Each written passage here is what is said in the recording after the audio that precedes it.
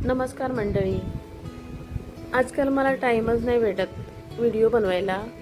आणि पहिलं कसं आवर्जून टाईम काढायची, पण आता मला जमतच नाही, टाईमच नाही भेटत. आणि पाऊस पण खूप छान पडतोय, छान म्हणजे भरपूरच पाऊस पडतोय. तर आज मी आमच्या घरी खूप पाऊस पडतोय, त्याच्यामुळे दूध साठलेलं होतं आणि आमच्या दूधवाल्याने पण भरपूर दूध दिलेलं. 5 लिटर एवढं दूध होतं. मग आता ते दुधाचं काय करायचं असं, तर मला वाटलं आता बासुंदी बनवूया. बासुंदी बनवता बनवता मला वाटलं की ह्याचा थोडासा व्हिडिओ बनवूया आणि तुमच्यापर्यंत पोचवूया. म्हणून मी व्हिडिओ बनवला आणि 5 लिटर दूध जाड तळाच्या भांड्यामध्ये आटवायला ठेवलं. आणि इथे मी काही ड्रायफ्रूट्स घेतले आहेत त्याच्यामध्ये टाकायला. मला खूप आवडतात ड्रायफ्रूट दाताखाली आले की बासुंदीमध्ये.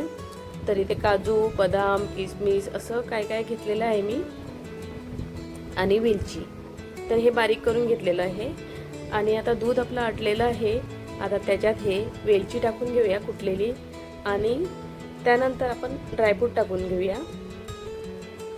पाहू शकता जेवढं मी कापलं आहे तेवढं ड्रायफ्रूट याच्यात टाकून घेतलं.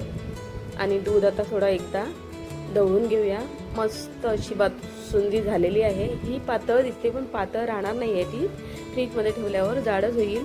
पण माझ्या लक्षातच नाही राहिलं, बासुंदी बघता बघता संपूनच गेली. आता इथे दीड वाटी एवढी साखर टाकून घेतली. आणि बघता बघता तुम्हाला काय सांगू, बासुंदी संपूनच गेली. आणि मला तुम्हाला एक डिश बनवून दाखवायचीच राहिली, तरी पण थोडीशी होती, त्याच्यातच मी ती वाटीत घेतली आणि तुम्हाला दाखवली. पाहू शकता अशी माझी बासुंदी झाली, छान, अगदी सर्वांना आवडली.